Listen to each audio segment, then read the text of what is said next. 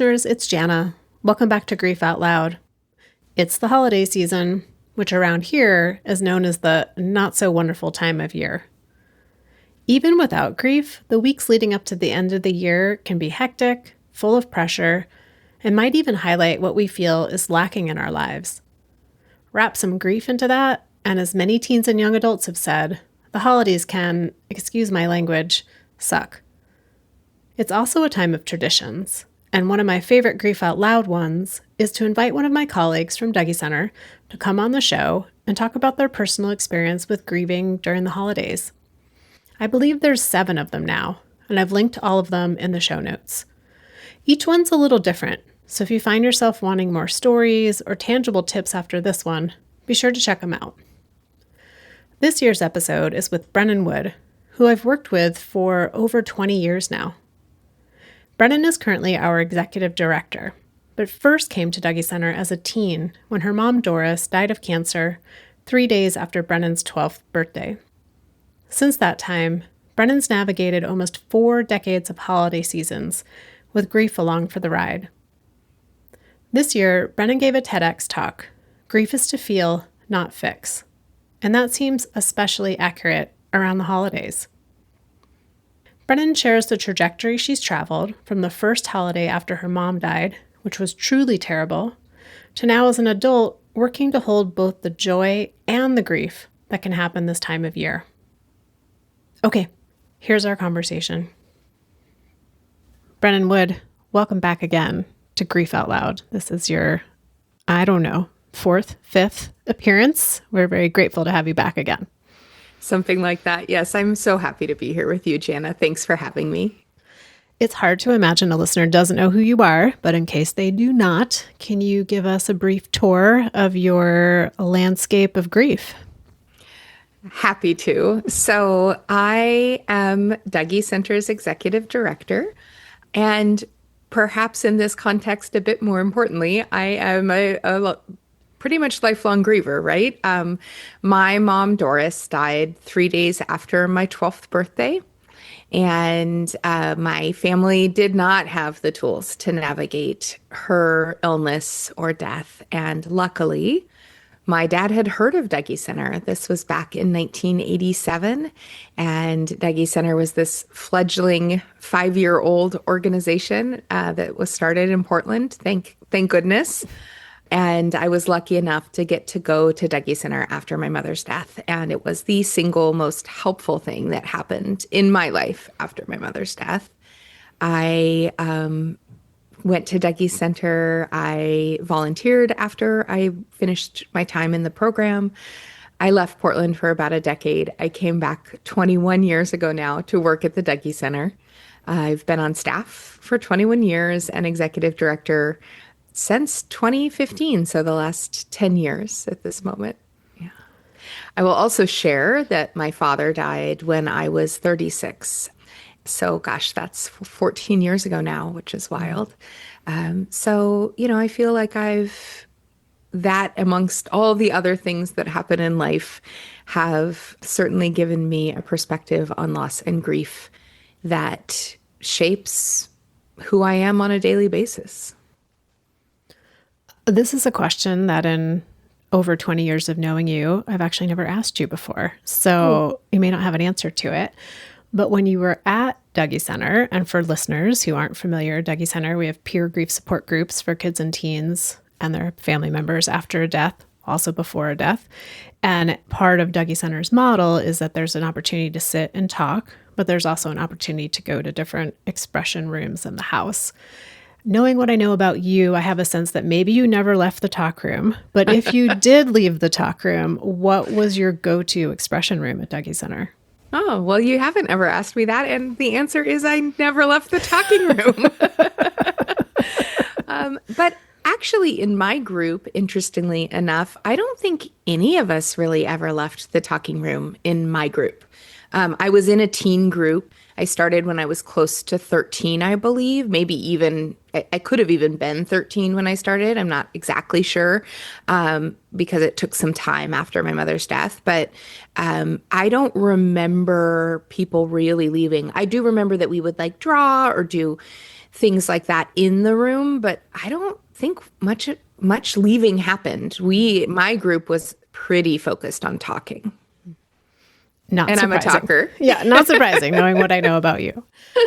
This is our annual tradition at Dougie Center where we do, or on Grief Out Loud, I should say, our annual tradition on Grief Out Loud to do a episode conversation about grief and the end of calendar year holidays, because there's many of them.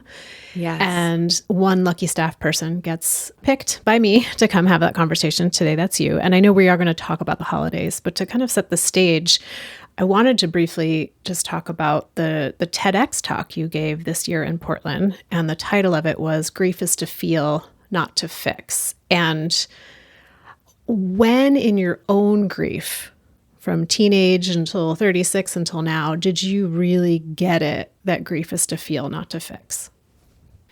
Such a great question. I think for me, one of the just wonderful parts of being at Dougie Center as a teenager was the permission to feel my grief. I had a tremendous amount of people that were very well intentioned, wanting to take my pain away, wanting to fix it, wanting me to not hurt. Mostly adults, but also my peers, my close friends. And that was incredibly unhelpful to me. So although I probably didn't have the words for it at the time, I might not have been able to tell you exactly why Dougie Center impacted me so much. A huge part of the impact of Dougie Center was this permission to feel what I was feeling, to experience the full range of emotion that I was feeling around my mother's death. So I really think it started then. I don't know if I would have, again, been able to articulate it in the same way, but truly the impact that Dougie Center had on me was this permission to feel what I was feeling, to feel the sadness, to talk about my mom, to remember my mom. And that changed everything for me. Now, there's the external pressure to fix the grief, and then there's the internal pressure to fix the grief. And I don't know if this is true for you, but even me being in this field for so long, I practice maybe not in my personal life. I'm not that great at not trying to fix it for people, but in my professional life, I try really hard to make the space to feel, not to fix. Mm-hmm. But I know I don't always give myself that same space. So I'm curious for you personally, like in your own life, do you feel like you're able to embody that I'm not trying to fix it for myself? Again, such a great question, Jana. It's tough. I think it's tough. I think we should ourselves a lot. We should be doing this. We should be doing that. We should be feeling this. So it's tough. I think there's a balance. I will say that I think that as I continue to evolve in my life and grow, I think that being more and more comfortable with the idea that it isn't all bright and shiny all the time, I'm increasingly more comfortable with that idea. And it isn't always easy because we want it to be bright and shiny, so it isn't always easy to just let ourselves feel the feelings. But I'm working on it, and I hope others are too. Well, speaking of bright and shiny, because I know the winter holidays or the end of calendar year holidays, since folks of you in the Southern Hemisphere, it's not winter, is a time where there can be a lot of pressure, internal and external, for things to be bright and shiny. And I'm curious what you remember about those first few holiday seasons after your mom died. Oh, those first few holiday seasons after my mom died were rough, and they were rough for all of us. I remember the first Christmas after my mom died, which would have been about 4 months after she died. We went out of town to go visit family, and it was terrible. It was just awful because we didn't do any of our traditions, and we had so many traditions. We didn't do anything normal at all. And I just remember, I can remember where I was sleeping. I was sleeping on the floor because there weren't enough beds and it was hard and awful and I barely slept. And I remember being up laying Christmas morning, just laying there at like probably 3, 4 in the morning, just wishing that it were different. So rough, rough first couple of holidays for sure. I think that has definitely evolved, and there now can be both things can happen simultaneously. Tremendous joy. And of course, there's always tremendous sadness that my mom isn't here to celebrate. My dad isn't here to celebrate with me and my family. In those, like I know the first year you went and did something totally different, which felt terrible. And I think that is Yes. something that a lot of families grapple with. Like, do we scrap it all and do something completely different? Do we keep the Right. traditions? Over like the first 3, 4, 5 years, did your family start to bring some of those traditions back, or did it kind of just never go back in that direction? Yeah, it never went back. And I think that that's one of the things my dad struggled with being present with all of it, I think, in so many ways. And so everything changed in my life when my mom died. Like everything. Nothing ever went back to what it was before in any way. And I think that's one of the reasons why at a pretty young age, I really tried to create my own way of doing things, create my own path. And I moved away from Portland when I was 19 for the decade I mentioned earlier. And that time, like, I didn't come home for the holidays. I didn't really spend time much with family over the holidays. My sister, some, because we often lived in the same cities.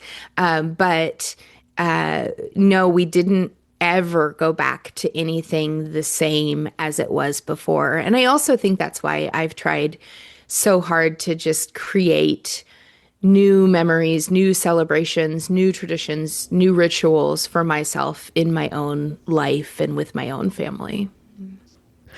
What were some of those early traditions around the holidays that you started to create for yourself? Oh gosh, it's hard to remember some of them. What I will say is that, my mom was so incredible at creating magic. She was just an amazing person, an amazing mother, so much fun. And so our early holidays were just filled with so many cool things.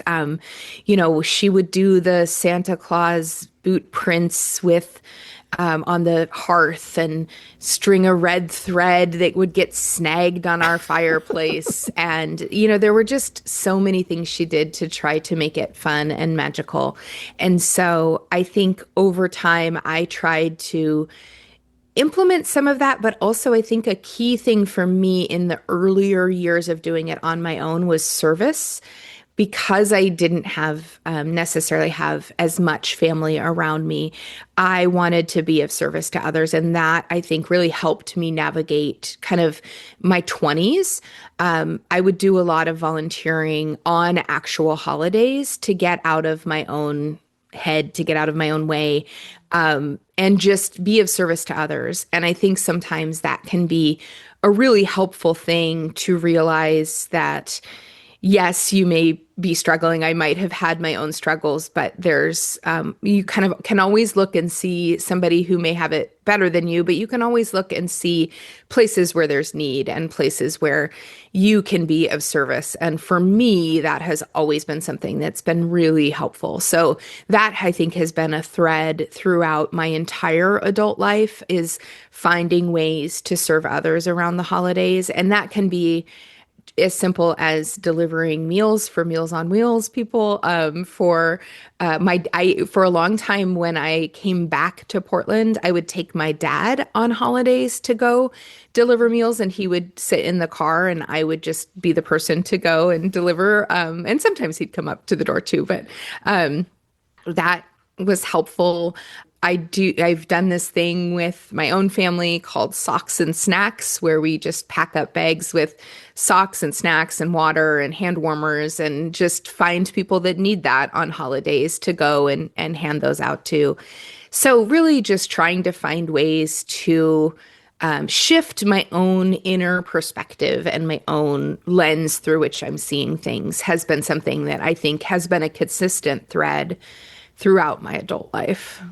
Yeah, and that's one of the tips that we always include in our holiday worksheet plan tip sheet around like making it about somebody else, especially if there's a particular cause that was important to the person who died, that can be a way to have that connection. Speaking of your dad, I know, we talked about after your mom died, everything changed and it never went back to how it was and all the traditions that you lost with her. Yeah. But for a lot of kids and teens, they lose if they still have a parent who's alive, they lose how that parent was previously at the holidays. And I'm curious what, as a kid, you missed about your dad, even though he was still alive, like what his role was at the holidays.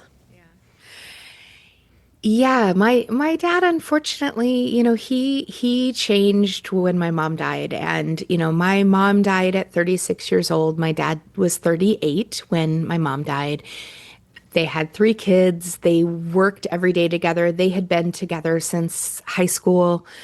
So, so much of my dad's way of being in the world was so intertwined with my mom and who my mom was. And together they created this family and this way of being, to a fault, we were, all expected to be happy and have fun pretty much all the time. Like that was the norm in my early childhood. And yeah, I would say that for me, certainly my mother dying was hugely impactful, but the aftermath of that was equally as impactful because there never regained any sense of consistency or normalcy really for me. And searching for that consistency and normalcy definitely became a thread throughout my life, of like wanting to find that home and roots and family to feel like I could experience some of that again. Well, that leads me perfectly into my next wondering, which is, through your teens and your 20s, it sounds like there was a lot of like, how do I do this holiday in a way to sort of parent myself, right? To like, how do I create this consistency and routine for myself? And then later in life, you moved into a role of parenting and wondering how you've worked to create traditions in your own family and which of those maybe have a thread back to your mom. Yeah. Oh, so many. And, I'm not a traditional parent, but I've been so happy to be a step parent and a bonus parent, and finding that joy and magic in the holiday season, just it fills my cup so much. So, of course I want to bring that to those in my life who I love. And that's also true with like, friends and friends' kids and, my community of people. And so, yes, I definitely have tried to create random traditions that are very different than the traditions of my childhood. But, one thing that we have done consistently for the last, decade is we did Elf on the Shelf, but we did it in a very non-traditional way. We had a very naughty elf, a naughty teenage elf, and that just has been a lot of fun for our family. I started this tradition on New Year's it's loosely based on another tradition, which I'm going to get the name wrong if I even try to say it. So I'm not, but it's around 12 grapes. And so on New Year's, we always have 12 grapes and at midnight eat those 12 grapes and make 12 wishes.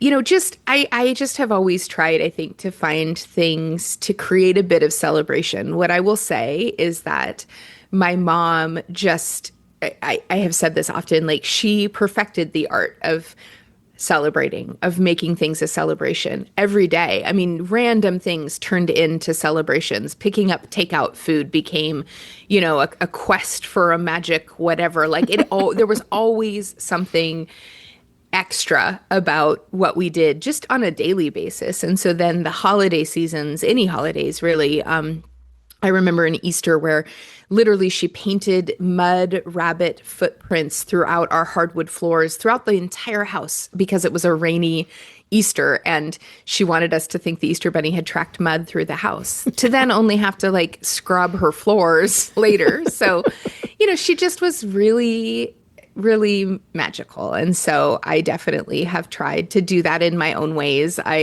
It's big shoes to fill. I don't know that I quite fill them, but I want to bring that to my own life, but also to the lives of the people around me. And sometimes it's successful and sometimes it's over the top. As your mom would be very, I think, proud of that over the topness. Yeah, I hope so. Well, so far our conversation has really focused on the efforts that you've put into continuing to bring celebration and joy around the holidays. Now there's the other side of it, right? Of like the grief comes right alongside that. And there's traditions that are really focused on holiday times, maybe fun.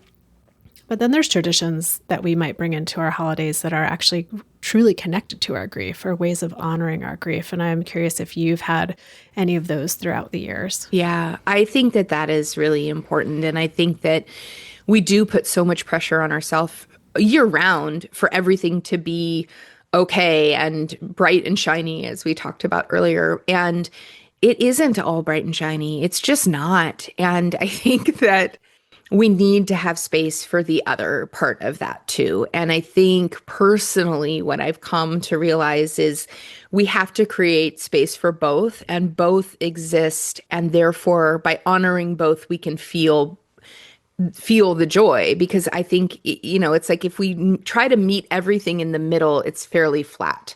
So there has to be both, at least for me in my life, there has to be both. And having the room for those honoring moments, the moments that are griefy and hard and tearful, and those come and go. And certainly, my mom died 38 years ago now, and my dad died 14 years ago. So it's different. It has evolved, but it is certainly there, and it underlies a lot of things for me, both in the end of year holidays, but also throughout the years.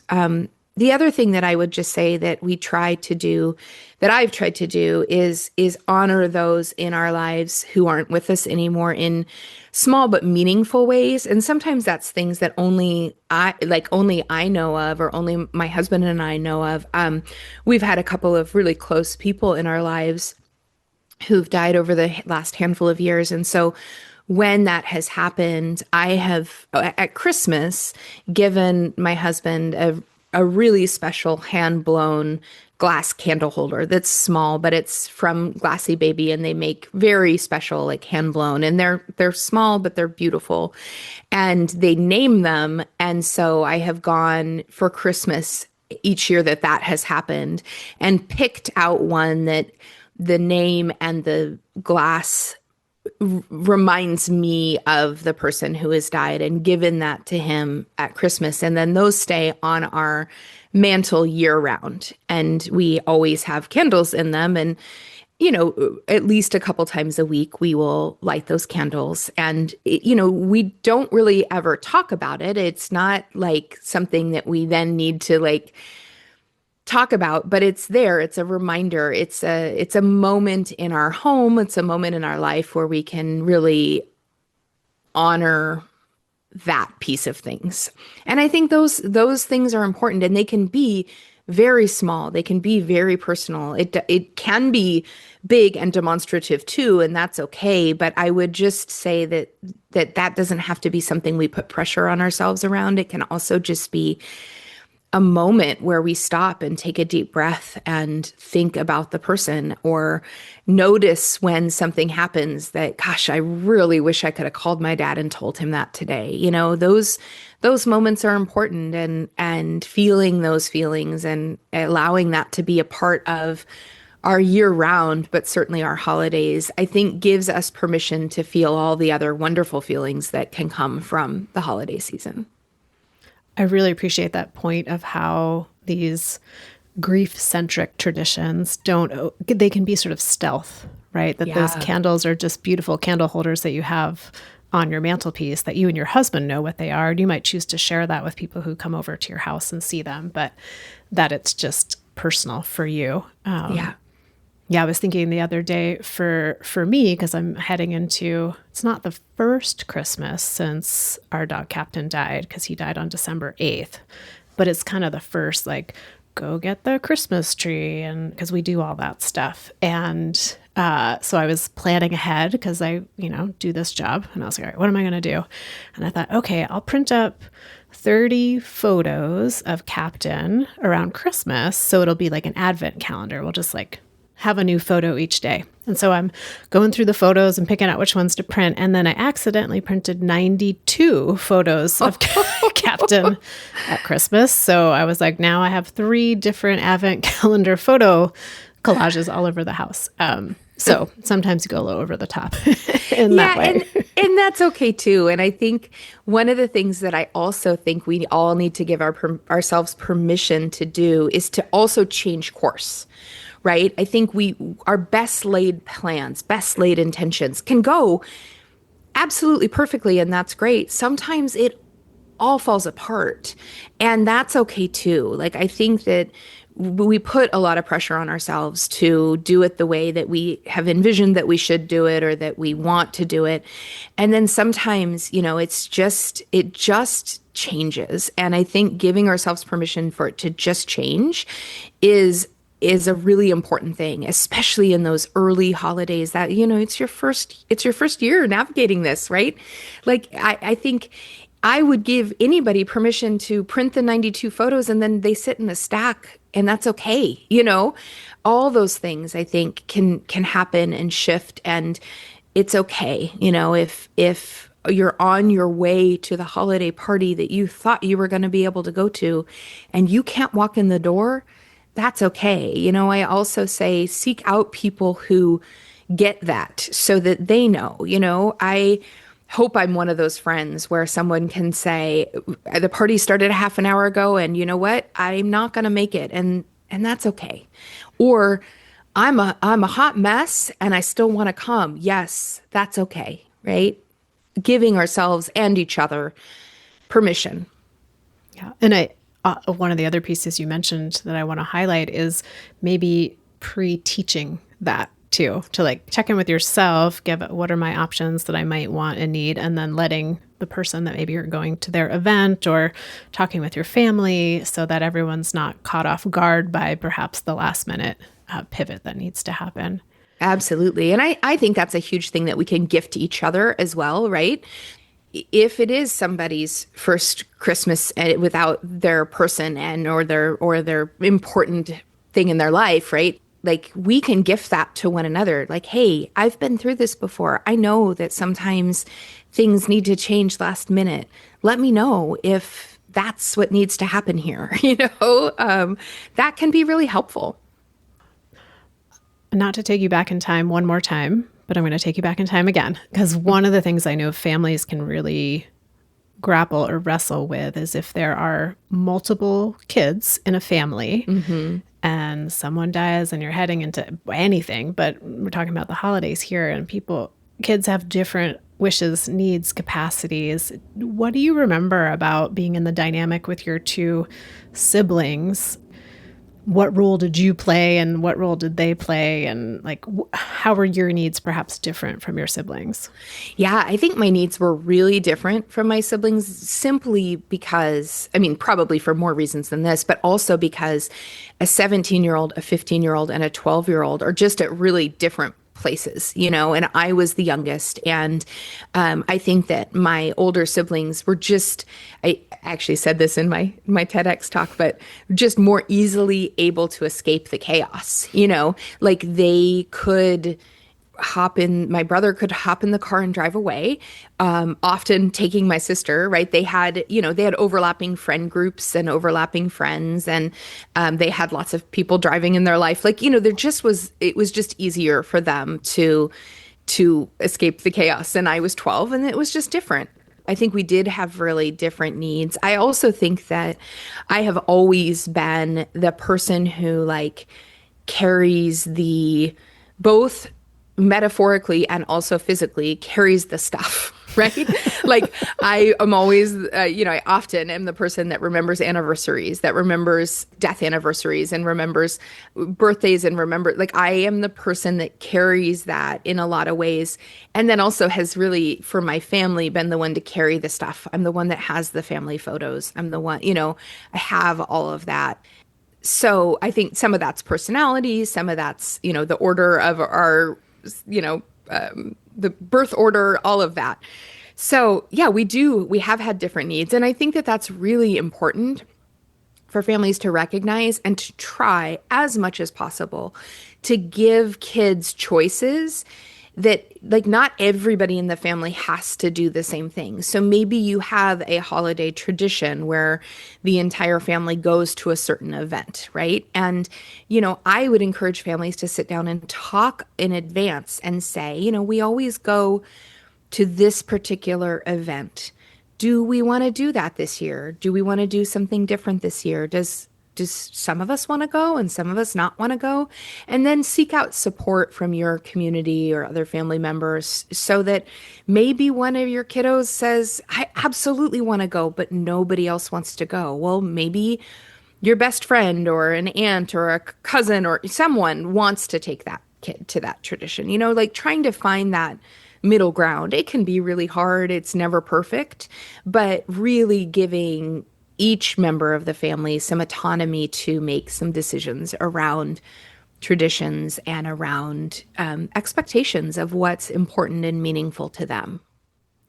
Yeah, and I really love the idea that just because you don't want to do something doesn't mean that the person who does want to do it can't go do it now, if possible, right? Can we call Yes. on community and other networks of support to make that happen? And Yeah. I just had an idea too. We usually encourage like sit down and have a conversation. And I was like, oh, I bet that's hard sometimes to sit all together and be like, I don't want to. So I'm wondering if there might be some way for families to incorporate like a silent ballot or something Oh, where for sure. you could submit it on your Yeah. index card of what you want to do and not Yeah. have to like say it out loud.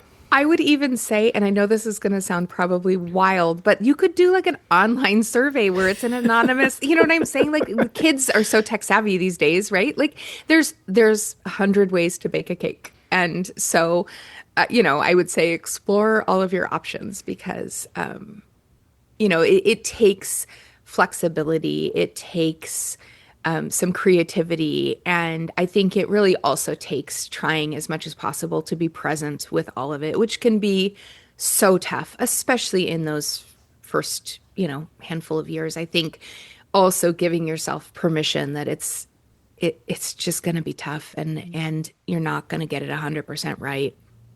I have a lot of grace for my dad at this point in my life. I didn't always. I definitely did not always, but I have a lot of grace for him and what he was going through. And, I think at the end of his life, we were both able to have some really meaningful and important conversations around that where, I was able to say, it wasn't enough for me. Like what happened back then, you didn't get it right for me and you're off the hook. It's okay. Yeah. That was your capacity and it wasn't what I needed. Yeah. And it's what Yeah. you could do. Yeah. Which is, it's big and tough. Tender to go back in that time of Absolutely. Absolutely. It's funny because, it's so many years later and here I am getting teary talking with you about the holidays, it's ever present. that seems really vital to mention. That for so many folks, they think, okay, I just got to get through the first one and it's going to definitely get easier after that. Yeah. And how many people say, I got through the first one holding my breath and slightly dissociating. Yep. I don't even remember what happened. And now the second one comes and we're more conscious of life and more conscious of our grief and the loss and the permanence of that loss. Yeah. And so for folks, who second, third, fourth holiday somehow continues to feel harder, like there's nothing wrong with you. There is nothing wrong with you, and it ebbs and flows. And yes, second, third, fourth can be harder, and not to scare anybody who's gearing up for the first by any stretch. Don't want to do that. And I think that again, we just have to give ourselves permission for it to be truly what it is, and hopefully in that find moments of calm and find moments of even dare I say joy and find moments of gratitude. I think gratitude for me has been so important in honoring my own grief experience, is just trying to hold on to the gratitude I have for who my mother was, the lessons I've learned from her life and from her death, what my childhood was, in the good and the bad, but just to try to hold gratitude, I think can really be helpful and really hard and not something we can prescribe to others. Well, I feel like we can't end this conversation without just acknowledging where we are in December of 2025 and all the things that are unfolding, for Yes. you personally, locally here in our Portland metro area, nationally across the world. Mm-hmm. So I'm just given that, how are you in this year, this moment, sitting with the idea that grief is to feel, not fix, and the end of your holidays are right around the corner? Yeah. Yeah. Oh, it's a big one. I think it's a really important question in this moment where so many people are navigating so much, and it does feel like too much, and it does feel overwhelming. And I believe that grief is to feel, not fix, and therefore this might be a hard one this year for me, for others. And I think, again, trying to center ourselves around the most important things for ourself, whatever that looks like, right? To try to have, even if it's just a very small practice of something that brings you some comfort, can be so helpful. It's interesting because we've talked a lot about tradition together in this conversation, and I think tradition is a big piece of it. The other piece of it that I would just say that we haven't named, but we've talked a bit about, is ritual, which is slightly different than tradition. And rituals can be something that can be brand new, for your family, for yourself. I know so many people who have just very small, very quiet rituals that they do to center themselves and ground themselves that I think are so powerful in our lives. And I would say that in times of greater uncertainty where things feel bigger and messier and perhaps a lot more I don't know, tentative, or just not firm, not we like maybe we aren't feeling like we're on solid ground. Like, how do we do those small things to ground ourselves? Certainly there can be bigger things and traditions, but like even just those moments of saying, okay, I'm going to stop for a minute. I'm going to take a deep breath. I'm going to do what I know to do to center myself, ground myself, and be present for myself in this moment. It's tough. It's tough. And I think, here we are in early December, and I think we're all in some ways bracing ourselves a little bit. And I hope that collectively, we can each find those moments for ourselves and gift some of those moments to each other so that we know that, I think one of the things I also said in my TEDx talk is that, when we can show up for one another, it creates a shared understanding that we're not alone in this world. And I think that that's what Dougie Center does. I think that's what peer support does. I think that's what this podcast does for people, is gives us a sense that we're not in it alone. And the more we can try to ground ourselves in that together over this holiday season, I think the better off we will all collectively be. So I hope that's a little bit helpful. Is there an example of a ritual that you have been turning to lately? That's a great question. I do a really random thing for myself often, which is when I'm taking a shower every morning, I put one hand on the cold tiles and I take 3 deep breaths and I just kind of remind myself like I am here in this moment. I am starting this day. Today is the day. Today is a new day. Like, I just try to take that moment early on in my day. You and I both do a bit of tapping, and that can be really helpful, especially in the car. Although people look at me like I'm crazy when I'm tapping the top of my head or the side of my eye. But just for me, I think it's often around just like reminding myself I'm here in this moment. I see things often that say, like, memes or things that say, like, just remind yourself that you have 100% track record so far of getting through every hard day. And I do. I'm here. I have 100% success rate so far in getting through every day. So those are the things that I look to. And they may sound really silly, but it helps me. Well, there's so much about that's translates well to different ways of doing it, right? Which is something sensory to ground us in the moment, some way of talking to ourselves to be like orient to like, where am I literally? Like, what day is it? So that I can sort of step forward from that.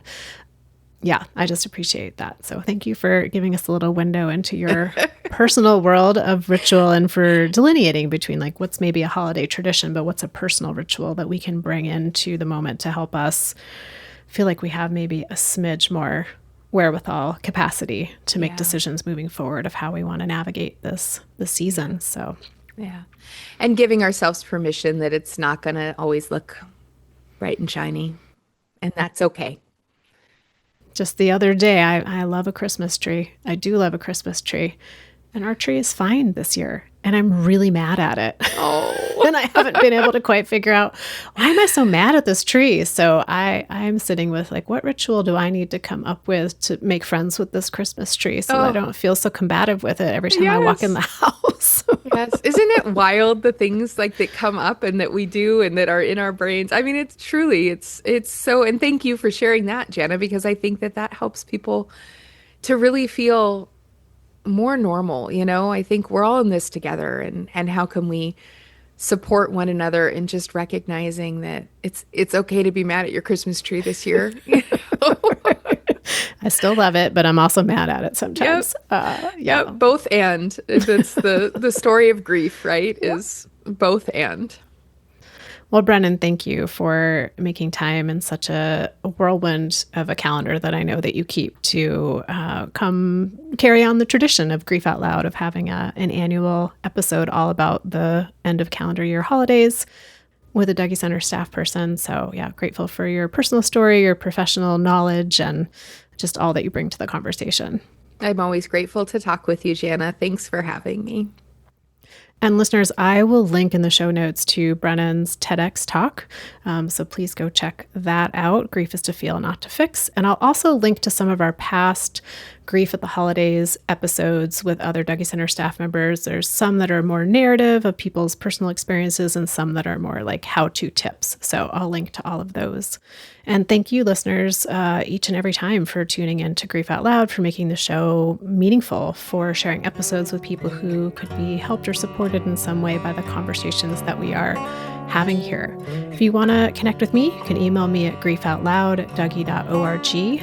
dougy.org is our main website, where you'll find information about our local programming, all of our free downloadable resources like tip sheets, including our holiday plan worksheet, and of course, each and every episode of Grief Out Loud. Always excited to share that the podcast is sponsored in part by the Chester Stephan Endowment Fund. Grief Out Loud is a production of Dougy Center, the National Grief Center for Children and Families in Portland, Oregon. Thanks again for listening. We hope you'll join us again next time.